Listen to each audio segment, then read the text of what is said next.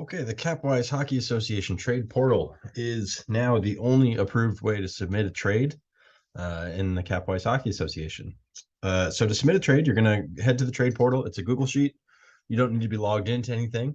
You just need the link. And once you're there, yeah, you're going to see what's in front of you on the screen here. The first step up here under Select League, you're going to choose your league. See all 10 of our leagues listed here. After you click the league, give it a second to load up the teams that are in that league, and you'll see all 14 of those teams. I'm just going to go ahead and choose a couple options here. So let's say the Flying Beavers are making a trade with the South Bay Squirrels. Once you click your team here as the Flying Beavers, it's going to start to automatically populate your players that you have.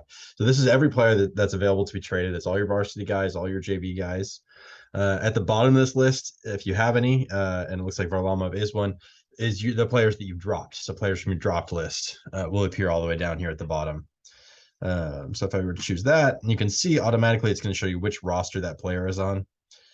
So maybe I add a varsity player, add a JV player, and a drop player. And then so let's say you add players. Down here farther, you've got draft picks. You're going to choose the year of the draft. So let's say 2023. It's an amateur pick, third round. And whose pick is it? Well, it's my own, let's say. So it's going to be FBV, Flying Beavers. If that's a conditional pick, you're going to check the box for conditional. And down here, you're going to, this is just a free entry box here to indicate what the conditions are. Under cap space, you can choose the year. You can trade for any of the current year or the next 2 years. And then enter the amount. You're going to enter the full amount here. So if it's $1 million, you're going to enter 1,000,000, not 1.0. It'll convert it to money there for you. Now, as I'm doing all this, you can see along the right side, this proposed trade window is filling in. So I've got Flying Beavers, give Adam Fox, Anthony Honka, Semyon Varlamov, conditional 2023 third round amateur, and $1 million in 22-23. On the South Bay Squirrel side right now, it says cap considerations. That's because I haven't added anything. So if you do just want to trade cap considerations, that's the way to do it. You just leave it blank. But as soon as I start to populate this with some actual players, it'll fill in there. Let's add a couple draft picks here. Re-entry drafts just to make sure it works. And this will be somebody else's. You can see it's RDS's 2024 third round re-entry pick. One thing to note is that these lists of players, and particularly where they come from, this is only updated every night, overnight. So if you've just recently promoted a guy and then try to make a trade that same day, it's not going to show up right on here, and that's fine. It's no big deal. But just be aware it might look incorrect. Similarly, if you've dropped a guy or if you've acquired a guy and you're trying to trade him and it hasn't yet been recorded on the spreadsheet, you're not going to find him on here until it's been recorded and a day has passed. So once you're satisfied with this trade that you've got in front of you, you can see all the details of the proposed trade are listed here. If this all looks correct, you're going to come down here to this blank area and you're going to choose submit. And then you're going to check the box. You have to do both those steps. Once you check the box, if you're on your desktop, you're going to start to see some messages pop up in the lower right. They're going to tell you exactly what's happening. A lot of these will pass by too quickly to even read them, really. But basically what it does is it generates a trade report. It's going to document the trade, and then it's going to send an email to your trade partner for confirmation. So the first thing I can show you after you've submitted it, you can go to the pending tab, and you're going to see that trade listed here. It's going to tell you the date and time of the trade, the league that it is. Team A is Flying Beavers, and they're giving all of these. Team B is the South Bay Squirrels, giving all of these. Here are the conditions. And it's saying approval is needed from South Bay Squirrels. Now, that's because the Flying Beavers were the team that actually submitted the trade, and now we need the approval of South Bay Squirrels to process it. When your trade is sitting in this stage right here, sitting in this pending window, it is not going to be presented to the executive committee. It's not going to be recorded on the spreadsheet.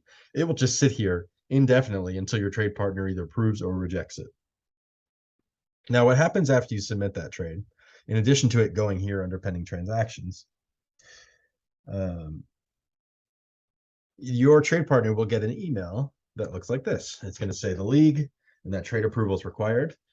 A trade involving your team, South Bay Squirrels, has been submitted. Please proceed to the link below to confirm or reject the trade. When you click this link, it's going to take you directly to this screen. Now, once you get to this screen, assuming the trade all looks good, you're going to hit approve. Takes a second, and then this is going to disappear.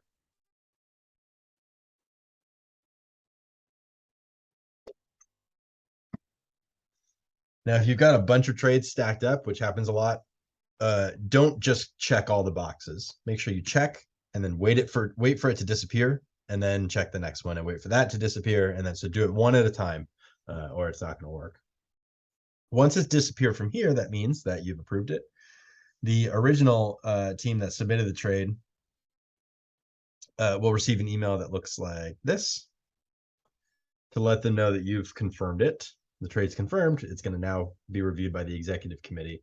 At the same time, it's going to be entered into the spreadsheet as well. From here, you get a little reminder to go to Fantrax and submit the trade on Fantrax also. Now, were you to have rejected the trade, the original submitter will get a similar email here, trade rejected. If you have any questions, reach out to your trade partner or the commissioner. A little note here just to indicate which trade we're talking about.